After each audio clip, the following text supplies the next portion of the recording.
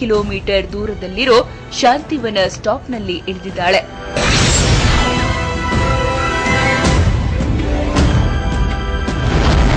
Shantivan stop ಇರೋದು ಧರ್ಮಸ್ಥಳದ ನೇತ್ರಾವತಿ ಸ್ನಾನಘಟ್ಟದ ಪಕ್ಕದಲ್ಲೇ. ಸಾಕಷ್ಟು ಜನ ಓಡಾಡುವ ಜಾಗವದು. ಯಾರ ಭಯವೂ ಇಲ್ಲದೆ ಇದೇ ಸ್ಟಾಪ್ನಲ್ಲಿ ಬಸ್ ಇಳಿದು ಹೋಗ್ತಿದ್ದ ಸೌಜನ್ಯ ಅವತ್ತು ಕೂಡ ಅಲ್ಲೇ ಇಳ್ಕೊಂಡಿದ್ದಾಳೆ. ಆಕೆ ಬಸ್ ಇಳಿದಿದ್ದನ್ನ ಅಲ್ಲಿನ ಟೀ ಅಂಗಡಿಯಾತ ನೋಡಿದಾನೆ. ಶಾಂತಿವನದಿಂದ ಮುಂದೆ ಮನೆ ತಲುಪೋಕೆ ಸೌಜನ್ಯ ನಿತ್ಯ ಪಾಂಗಳದ ಕಡೆಗಿರೋ ಕಾಲುದಾರಿಯಲ್ಲಿ ಹೋಗ್ತಾ ಇದ್ಲು. ಅವತ್ತು ಕೂಡ ಅದೇ ದಾರಿ ಹಿಡಿದಾಳೆ. ಅಸಲಿಗೆ ಅದೊಂದು ಶಾರ್ಟ್ ಕಟ್ ದಾರಿ. ಹೀಗಾಗಿಯೇ ಕಾಡು ಪೊದೆಗಳಿರೋ ಜಾಗವಾದ್ರೂ ಸಾಕಷ್ಟು ಜನ ಅದೇ ಮಾರ್ಗವನ್ನ ಬಳಸ್ತಾರೆ. ಇನ್ನು ಕತ್ತಲಾಗಿರ್ಲಿಲ್ವಾದ್ರಿಂದ ಸೌಜನ್ಯ ಕೂಡ ಅದೇ ಮಾರ್ಗವಾಗಿ ಹೊರಟಿದ್ದಾಳೆ.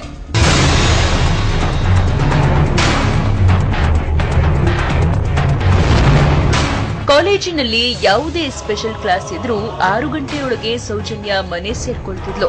ಆದ್ರೆ ಆ ದಿನ ಕಾಲುದಾರಿಯಲ್ಲಿ ಹೊರಟ ಸೌಜನ್ಯ ಮನೆ ತಲುಪಲಿಲ್ಲ. 6 ಗಂಟೆ ಕಳೆದ್ರೂ ಆಕೆ ಮನೆಗೆ ಬರಲಿಲ್ಲ. ಮನೆಯವರಿಗೂ ಆತಂಕ ಶುರುವಾಯಿತು. ತಡ ಮಾಡದೆ ಹುಡುಕಾಟ ಶುರು ಮಾಡಿದ್ದಾರೆ. ಸೌಜನ್ಯ 4:10ಕ್ಕೆ ಬಸ್ ಹಿಡಿದ್ಲು ಅನ್ನೋದನ್ನ ಪಕ್ಕದ ಟೀ ಸ್ಟಾಲ್ನವನು ಖಾತ್ರಿ ಮಾಡಿದ್ದ. ಆಗಲೇ ಮನೆಯವರ ಆತಂಕ ಹೆಚ್ಚಾಗಿದ್ದು. ಸೌಜನ್ಯ ಅಪಹರಣ, ಅತ್ಯಾಚಾರ ಮತ್ತು ಹತ್ಯೆ, ಇದಕ್ಕೆ ಮುಖ್ಯವಾದಂತಹ ಸಾಕ್ಷಿ ಸಿಸಿ ಕ್ಯಾಮ್ರಾ.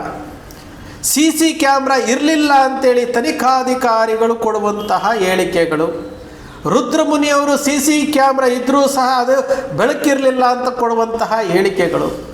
ಅವತ್ತು ಸೌಜನ್ಯ ಪ್ರಕರಣ ಆದಾಗ ಅಲ್ಲಿನ ಕರಾವಳಿಯ ಜನದಲ್ಲಿ ಪ್ರತಿಭಟನೆ ಜಾಸ್ತಿ ಆದಾಗ ಅಲ್ಲಿ TV9 ಒಂದು ವರದಿ ಮಾಡಿದೆ. ಬೇರೆ ಬೇರೆ ಸ್ಯಾಟಲೈಟ್ ಚಾನಲ್ಗಳು ವರದಿ ಮಾಡಿತ್ತು. ಅದರಲ್ಲಿ TV9ನಲ್ಲಿ ವರದಿಯಾಗಿರುವಂಥದ್ದು ಅಲ್ಲಿ ಬಸ್ ಸ್ಟ್ಯಾಂಡ್ ಇದ್ದಿದ್ದದ್ದು, ಬಸ್ ಸ್ಟ್ಯಾಂಡ್ ಇತ್ತು, ಬಸ್ ಸ್ಟ್ಯಾಂಡಲ್ಲಿ ಸಿಸಿ ಕ್ಯಾಮ್ರಾ ಇತ್ತು ಅನ್ನೋ ವಿಚಾರವನ್ನು ಅವತ್ತಿನ TV9 ಪ್ರಸಾರ ಮಾಡಿದ್ದು 2012ರಲ್ಲಿ. ಹಾಗಾದರೆ ಅಲ್ಲಿ ಬಸ್ ಸ್ಟ್ಯಾಂಡ್ ಇದ್ದಿದ್ದು ನಿಜ, ಅಲ್ಲಿ ಸಿಸಿ ಕ್ಯಾಮ್ರಾ ಇದ್ದಿದ್ದು ನಿಜ. ಆ ಸಿಸಿ ಕ್ಯಾಮ್ರಾದಲ್ಲಿ ಕತ್ತಲು ಕಾಣಿಸ್ತಿತ್ತೋ ಬಿಡ್ತಿತ್ತೋ, ಸೌಜನ್ಯ ನಡ್ಕೊಂಡು ಹೋಗ್ತಾ ಇರುವಂತಹ ವಿಚಾರ, ಅವರು ಅಪಹರಣ ಆಗಿರುವಂತಹ ವಿಚಾರ, ಆ ಸತ್ಯ ಗೊತ್ತಾಗ್ತಿತ್ತಲ್ಲ, ಯಾತಕ್ಕೆ ಮುಚ್ಚಾಕಿದ್ರು? ನಾವು ಆರಂಭದಿಂದಲೇ ನೋಡ್ಕೊತಾ ಬರ್ತಾ ಇದ್ದೀವಿ. 3 ವರ್ಷಗಳ ಹಿಂದೆ ಸಂತೋಷ್ ರಾವ್ ನಿರಪರಾಧಿ ಅವಾಗಲಿಂದ ನಾವು ನೋಡ್ಕೊತಾ ಬರ್ತಾ ಇದ್ದೀವಿ. ಅಲ್ಲಿ ಸಿಸಿ ಕ್ಯಾಮ್ರಾ ಇತ್ತು ಅಂತ ಒಬ್ಬರು, ಇರಲಿಲ್ಲ ಅಂತ ಒಬ್ಬರು, ಸಿಸಿ ಕ್ಯಾಮ್ರಾ ಇದ್ದರೂ ಪ್ರಯೋಜನ ಇಲ್ಲ ಅಂತ ಒಬ್ಬರು. ಇಲ್ಲಿ CBI ಕೋರ್ಟ್ನಲ್ಲಿ ಅದರ ಬಗ್ಗೆ ಉಲ್ಲೇಖವೂ ಸಹ ಆಗಿರುವಂಥದ್ದು ಆದೇಶದಲ್ಲಿ. ಮೋಹನ್ ಬೋಳಂಗಡಿ ಅವರು ಹೇಳಿದರು ಸಿಸಿ ಕ್ಯಾಮ್ರಾ ಇತ್ತು, 360 ಡಿಗ್ರಿ ಪ್ಯಾನಾಸೋನಿಕ್ ಸಿಸಿ ಕ್ಯಾಮ್ರಾ ಇತ್ತು ಅಂತ ಹೇಳ್ತಾ ಇರುವಂಥದ್ದು. ಇಲ್ಲಿ ಯೋಗೇಶ್ ಕುಮಾರ್ ಮತ್ತು ಆಡಮ್ಮು, ರಶ್ಮಿ ಇವರೆಲ್ಲರೂ ಸೇರಿ ದಾರಿ ತಪ್ಪಿಸುವಂತಹ ಕೆಲಸ ಮಾಡಿದ್ರಲ್ಲ, ಅವತ್ತಿನ SP, ಅವತ್ತಿನ IGP ಯಾರ ಒತ್ತಡಕ್ಕೆ ಮಣಿದು ಈ ಕೇಸನ್ನು ಮುಚ್ಚಿ ಹಾಕುವಂತಹ ಕೆಲಸಕ್ಕೆ ಹೋದ್ರಲ್ಲ. ನಿನ್ನೆ ದಿವಸ ನಾವು ಒಂದು ವಿಡಿಯೋ ಮಾಡಿದ್ದೆ. ಅಶೋಕ್ ಅವರು ಅಂದಿನ ಗೃಹ ಸಚಿವರಿಗೆ ಈ ಕೇಸಿನ ಬಗ್ಗೆ ಇಷ್ಟು ಮಾಹಿತಿ ಇಲ್ಲ ಅಂತಂದರೆ ಅವತ್ತಿನ ಗೃಹ ಸಚಿವರ ಬೇಜವಾಬ್ದಾರಿತನದಿಂದ ಇವತ್ತು ಈ ಹಂತಕ್ಕೆ ಬಂದಿರುವಂಥದ್ದು. ಇಲ್ಲದಾದ್ರೆ ಅವತ್ತೇ ಆ ಯಾರು ಅತ್ಯಾಚಾರಿಗಳಿದ್ರಲ್ಲ ಅವರಿಗೆ ಶಿಕ್ಷೆ ಆಗಿರ್ತಿತ್ತು, ಅವ್ರು ಯಾರು ಅಂತ ಗೊತ್ತಾಗ್ತಿತ್ತು. 6 ವರ್ಷಗಳ ಕಾಲ ಸಂತೋಷ್ ರಾಮನ್ನ ಜೈಲಿನಲ್ಲಿ ಇಟ್ಟಿರುವಂಥದ್ದು ಮತ್ತು ಕೆಲವು ದಿನಗಳು ಅವರ ಜಾಮೀನಿನ ಮೇಲೆ ಹೊರಗಡೆ ಬಂದಿರುವಂಥದ್ದು, ತನಗೆ ಅನ್ಯಾಯ ಆಗಿದೆ ಅಂತೇಳಿ ಹೈಕೋರ್ಟ್ಗೆ ಹೋಗಿರುವಂಥದ್ದು, ತನಗೆ ಅನ್ಯಾಯ ಆಗಿದೆ ಅಂತೇಳಿ ಸುಪ್ರೀಂ ಕೋರ್ಟ್ ಕದ ತಟ್ಟಿರುವಂಥದ್ದು. ಇದಕ್ಕೆಲ್ಲ ಕಾರಣ ಯಾರು? ಈ ವ್ಯವಸ್ಥೆ. TV9 ಹೇಳ್ತಾ ಇದೆ ಅಲ್ಲಿ ಬಸ್ ಸ್ಟ್ಯಾಂಡ್ ಇತ್ತು ಅಂತೇಳಿ. TV9 ಹೇಳ್ತಾ ಇದೆ ಅಲ್ಲಿ ಸೌಜನ್ಯ ನಡ್ಕೊಂಡು ಹೋಗ್ತಾ ಇರುವಂತಹ ದಾರಿ ಇದೆ ಅಂತ ಹೇಳ್ಬಿಟ್ಟು. ನಾವೆಷ್ಟು ಮೂರ್ಖರಿದ್ದೀವಿ ನೋಡಿ, ನಾವೆಷ್ಟು ಮುಟ್ಟಾಡ್ರಿದ್ದೀವಿ ನೋಡಿ. ಆ ಹೆಣ್ಣು ಮಗಳಿಗೆ ನ್ಯಾಯ ಸಿಗಬೇಕು ಅಂತೇಳಿ ಬಾಯಿ ಬಡ್ಕೊಳ್ತಾ ಇರುವಂತಹ ಯೂಟ್ಯೂಬರ್ಸ್ಗಳನ್ನೇ ನೀವು ವಿಲನ್ ಮಾಡಲಿಕ್ಕೆ ಹೊರಟಿದ್ದೀರಿ. ಆ ಯೂಟ್ಯೂಬರ್ಸ್ನೇ ವಿಲನ್ ಮಾಡಲಿಕ್ಕೆ ಹೊರಟಿದ್ರಿ. ಆ ಯೂಟ್ಯೂಬರ್ಸ್ಗಳಿಗೆ ಮೇಲೆ ನೀವು ನಿರ್ಬಂಧವನ್ನು ಏರಕ್ಕೆ ಹೋಗ್ತಾ ಇದ್ದೀವಿ. ಇಲ್ಲಿ ಹಕ್ಕುಗಳನ್ನು ಕಸಿಲಿಕ್ಕೆ ಹೋಗ್ತಾ ಇದ್ದೀರಿ. ಸತ್ಯ ಯಾರಿಗೂ ಬೇಕಾಗಿಲ್ಲ. ಸೌಜನ್ಯ ಹೆಸರಿನಲ್ಲಿ ಒಂದಷ್ಟು ಜನ ಏನೇನು ಮಾಡಿಕೊಂಡಿದ್ದಾರೆ. ಒಂದಷ್ಟು ಜನ ಇವತ್ತು ವಸಂತ ಗಿಳಿಯಾರ್ ಅವರು ಯಾಕೆ ಮಾತಾಡ್ತಾ ಇಲ್ಲ, ಸತ್ಯ ಶೋಧನಾ ವರದಿ ಯಾಕೆ ಕೊಟ್ಟಿಲ್ಲ? ನಾವೇನಾದರೂ ಹೇಳಿದ್ವಾ ವಸಂತ ಗಿಳಿಯಾರ್ ಅವರಿಗೆ? ಏನಾಯಿತು ಮಗಳೇ ಅಂತ ಎಪಿಸೋಡ್ ಮಾಡಿ ಅಂತ ಹೇಳಿದ್ವಾ? ಪಬ್ಲಿಕ್ ಮಿರರಲ್ಲಿ ಸುದ್ದಿ ಮಾಡಿ ಅಂತ ಹೇಳಿದ್ವಾ? ಸತ್ಯ ಶೋಧನಾ ವರದಿ ಮಾಡ್ತೀನಿ ಅಂತ ಹೇಳಿದ್ರಾ? ಯಾತಕ್ರಿ ಬಿಡುಗಡೆ ಮಾಡಿಲ್ಲ? ನಿಮ್ಮ ಸತ್ಯ ಶೋಧನಾ ವರದಿನಲ್ಲಿ ಸತ್ಯ ಇರಬಹುದು. ನೀವು ಹೇಳೋರ ಪ್ರಕಾರ ಸಂತೋಷ್ ರಾವೇ ಅತ್ಯಾಚಾರ ಮಾಡಿ ತಪ್ಪಿಸ್ಕೊಂಡು ತಿರುಗ್ತಾ ಇರ್ಬೋದು. ಹೊರಗಡೆ ಬಿಡಿ ಸ್ವಾಮಿ, ಸುಪ್ರೀಂ ಕೋರ್ಟ್ಗೆ ಕೊಡಿ. ಯಾತಕ್ಕೆ ಕೊಡ್ತಾ ಇಲ್ಲ? ನಿಮ್ಮದೇ ಸ್ಯಾಟಲೈಟ್ ಚಾನೆಲ್ಗಳಿದಾವಲ್ಲ, ರಿಪಬ್ಲಿಕ್ ಕನ್ನಡ ಇದೆ, ಪವರ್ ಟಿವಿ ಇದೆ, ಸುವರ್ಣ, ಏಷ್ಯಾನೆಟ್ ಸುವರ್ಣ ಇದೆ. ನಿಮಗೆ ಒಂದು ಚಿಟಿಕಿನಲ್ಲಿ ಎಲ್ಲ ಚಾನೆಲ್ಗಳು ನಿಮಗೆ ವೇದಿಕೆ ಕೊಡ್ತಾವಲ್ಲ, ಆ ಚಾನೆಲ್ ಮೂಲಕ ಬಿಡುಗಡೆ ಮಾಡಿ. ವಸಂತ್ ಗಿಳಿಯಾರವರೇ, ಯಾತಕ್ಕೆ ಬಿಡುಗಡೆ ಮಾಡ್ತಾ ಇಲ್ಲ? ಯಾತಕ್ಕೆ ಈ ರೀತಿಯಾದಂತಹ ದ್ವಂದ್ವ ಹೇಳಿಕೆಗಳನ್ನು, ದ್ವಂದ್ವ ನಿಲುವುಗಳನ್ನು ಮಾಡ್ತಾ ಇದ್ದೀರಿ? ಇಲ್ಲಿ ಸತ್ಯ ಹೊರಗಡೆ ಬರಬೇಕಲ್ವಾ?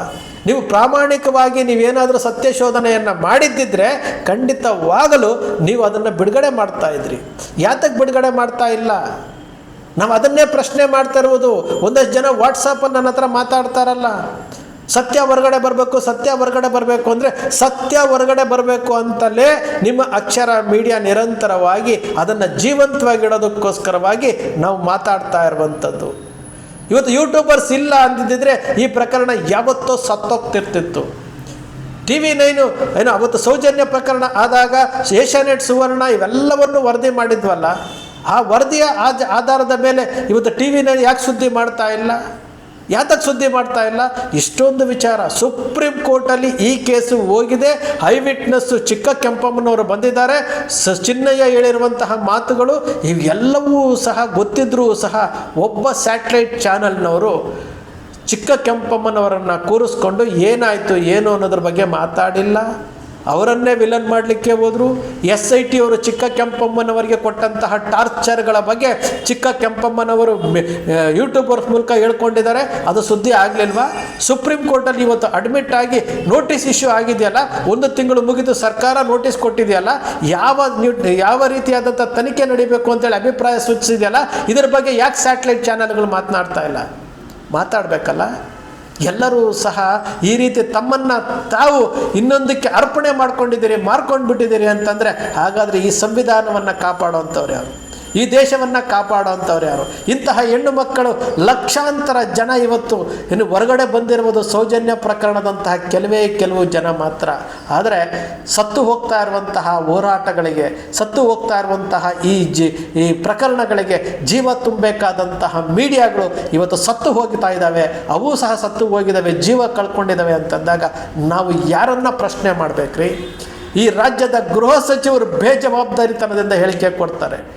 ಈ ರಾಜ್ಯದ ಗೃಹ ಸಚಿವರು, ಈ ರಾಜ್ಯದ ಉಸ್ತುವಾರಿ ವಹಿಸಿಕೊಂಡಿದ್ದಂಥ ಅವತ್ತಿನ SP IGP ಅವರು ಸಾಮೂಹಿಕವಾಗಿ ಅತ್ಯಾಚಾರ ಆಗಿರ್ಬೋದು ಅಂತ ಹೇಳ್ತಾರೆ. ಹಾಗಾದರೆ ಯಾರು ಅಂತ ಇವತ್ತರೆಗೂ ಹೇಳಿಲ್ಲ. ಆನೆ ಮಾವುತನೆ ಕೇಸ್ನಲ್ಲಿ ಸಂತೋಷ್ ರಾವ್ರನ್ನ ಲಿಂಕ್ ಮಾಡೋಂಥ ವಿಚಾರದಲ್ಲಿ ಯಾವ ಪೊಲೀಸ್ ಅಧಿಕಾರಿನೂ ಸಹ ಇದ್ರ ಬಗ್ಗೆ ಸ್ಪಷ್ಟೀಕರಣ ಕೊಡಲಿಲ್ಲ. ಇವತ್ತು 20 ದಿನಗಳ ಅಂತರದಲ್ಲಿ ನಡೆದಂತಹ ಆನೆ ಮಾವುತನ ಸೌಜನ್ಯ ಕೇಸಿನಲ್ಲಿ ಒಬ್ಬನೇ ಆರೋಪಿಯನ್ನು ಫಿಟ್ ಮಾಡ್ತಾರೆ ಅಂತಂದರೆ, ಕಣ್ಣು ಮುಂದೆ ಸಾಕ್ಷಿ ಇದೆಯಲ್ಲ, FSL ರಿಪೋರ್ಟ್ ಸುಳ್ಳು ಹೇಳ್ತಾ ಇದೆಯಲ್ಲ, FSL ರಿಪೋರ್ಟನ್ನು ಹಾಳು ಮಾಡೋದಕ್ಕೋಸ್ಕರವಾಗಿ ತನಿಖಾಧಿಕಾರಿಗಳು ಮಾಡಿರುವಂಥದ್ದು, ಅಕ್ವಿಟಲ್ ಕಮಿಟಿ ರಚನೆ ಮಾಡಿ ತನಿಖಾಧಿಕಾರಿಗಳ ಮೇಲೆ ಕ್ರಮ ಕೈಗೊಳ್ಳಿ ಅಂತೇಳಿ ನ್ಯಾಯಾಲಯ ಹೇಳಿದ್ರು. ಇವತ್ತಿನವರೆಗೂ ನೀವು ಅಕ್ವಿಟಲ್ ಕಮಿಟಿ ರಚನೆ ಮಾಡಿಲ್ಲ ಅಂತಂದರೆ ಸರ್ಕಾರ ಯಾವ ಜಾಣಕುರುಡುತನ ಪ್ರದರ್ಶನ ಮಾಡ್ತಾ ಇದೆ? ಸಿದ್ದರಾಮಯ್ಯನವರು SITಯನ್ನು ತನಿಖೆಗೆ ಆದೇಶ ಮಾಡಿ ಇವತ್ತು SIT ನಡೀತಾ ಇದೆ. ಇವತ್ತು DK ಶಿವಕುಮಾರ್ ಅವರು ಉಪಮುಖ್ಯಮಂತ್ರಿಗಳು, ಇವರಿಗೆ ಮುಖ್ಯಮಂತ್ರಿ ಪಟ್ಟ ಸಿಗ್ತಾ ಇದೆ. ಆ ಮುಖ್ಯಮಂತ್ರಿ ಪಟ್ಟದಿಂದ ಇವರೇನಾದರೂ ದಾರಿ ತಪ್ಪಿಸೋವಂಥ ಕೆಲಸ ಮಾಡಿದ್ರೆ ಖಂಡಿತವಾಗಲೂ ಆ ದೇವರು ಮೆಚ್ಚಲ್ಲ. ಅವರು ಅಜ್ಜಯ್ಯ ಅಂತ ಹೇಳ್ತಾರಲ್ಲ, ಅಜ್ಜಯ್ಯನೂ ಸಹ DK ಶಿವಕುಮಾರ್ ಅವ್ರನ್ನ ಮೆಚ್ಚೋದಿಲ್ಲ. ಈ ತನಿಖೆಗೆ ಏನಾದರೂ ಅಡ್ಡಪಡಿಸಿದ್ರೆ, ಈ ತನಿಖೆಗೆ ಏನಾದರೂ ದಾರಿ ತಪ್ಪಿಸೋದಕ್ಕೆ ಹೋದರೆ DK ಶಿವಕುಮಾರ್ ಪೂಜಿಸುವಂತಹ ಅಜ್ಜಯ್ಯನೂ ಸಹ ಅವರನ್ನು ಕ್ಷಮಿಸೋದಿಲ್ಲ. ಇದಂತೂ ಸತ್ಯ. ಆದರೆ ಈ ಹೋರಾಟ ತಾತ್ವಿಕ ಅಂತ್ಯ ಸಿಗಲೇಬೇಕು. ಈ ಹೋರಾಟದಲ್ಲಿ ಯಾರು ಅತ್ಯಾಚಾರಿಗಳಿದ್ದಾರೋ, ಈ ಹೋರಾಟದಲ್ಲಿ ಈ ಅತ್ಯಾಚಾರಿಗಳ ಮುಖವಾಡವನ್ನು ಬಯಲು ಮಾಡೋದಕ್ಕೆ ಸೌಜನ್ಯ ಹೋರಾಟಗಾರರ ತಂಡ ಏನಿದೆಯಲ್ಲ, ಆ ತಂಡದ ಬದ್ಧತೆ ಮತ್ತು ಹೋರಾಟಕ್ಕೆ ನ್ಯಾಯ ಸಿಗಲೇಬೇಕು. ಆ ಸಮಯ ಹತ್ರ ಬರ್ತಾ ಇದೆ. ಇದು ನಮ್ಮ ಕಣ್ಣು ಮುಂದೆ ನಡೆದಿರುವಂತಹ ಜೀವಂತ ಪ್ರಕರಣ. ಈ ಪ್ರಕರಣವನ್ನು ನಾವು ಭೇದಿಸಬೇಕಾಗಿದೆ, ದನಿ ಎತ್ತಬೇಕಾಗಿದೆ. ಆ ಕೆಲಸ ನಿಮ್ಮ ಅಕ್ಷರ ಮೀಡಿಯಾ ನಿರಂತರವಾಗಿ ಮಾಡ್ತಾ ಇದೆ. ಉದ್ದೇಶ ಇಷ್ಟೇ. ಸತ್ಯ ಗೆಲ್ಲಬೇಕು, ಸತ್ಯಮೇವ ಜಯತೆ. ಸತ್ಯ ಗೆದ್ದಾಗ ಮಾತ್ರ ಈ ದೇಶ ಉಳಿಯುತ್ತೆ, ಈ ಭರತಖಂಡ ಉಳಿಯುತ್ತೆ. ನಾವು ಮನುಷ್ಯರೇ ಸತ್ಯವನ್ನು ಸಾಯಿಸಿಬಿಟ್ರೆ ಹಾಗಾದ್ರೆ ಸತ್ಯಕ್ಕೆ ಬೆಲೆ ಎಲ್ಲಿದೆ? ಸ್ನೇಹಿತರೆ, ನಿಮ್ಮ ಅಕ್ಷರ ಮೀಡಿಯಾ ಸೃಷ್ಟಿ ಮಾಡೋದಿಲ್ಲ, ಕಲ್ಪನೆ ಮಾಡೋದಿಲ್ಲ, ವಾಸ್ತವದ ವಿಚಾರವನ್ನು ವಿಶ್ಲೇಷಣೆ ಮಾಡುತ್ತೆ. ನಿಮ್ಮ ಅಕ್ಷರ ಮೀಡಿಯಾದ ವಿಶ್ಲೇಷಣೆ ನಿಮ್ಗೆ ಇಷ್ಟ ಆಯಿತು ಅಂದರೆ ಸಬ್ಸ್ಕ್ರೈಬ್ ಆಗಲಿಲ್ಲ ಅಂದರೆ ಸಬ್ಸ್ಕ್ರೈಬ್ ಮಾಡ್ಕೊಳ್ಳಿ. ಪಕ್ಕದಲ್ಲಿ ಕಾಣುವಂಥ ಬೆಲ್ ಐಕಾನ್ ಪ್ರೆಸ್ ಮಾಡಿ, ಶೇರ್ ಮಾಡಿ, ಪ್ರೋತ್ಸಾಹ ನೀಡಿ.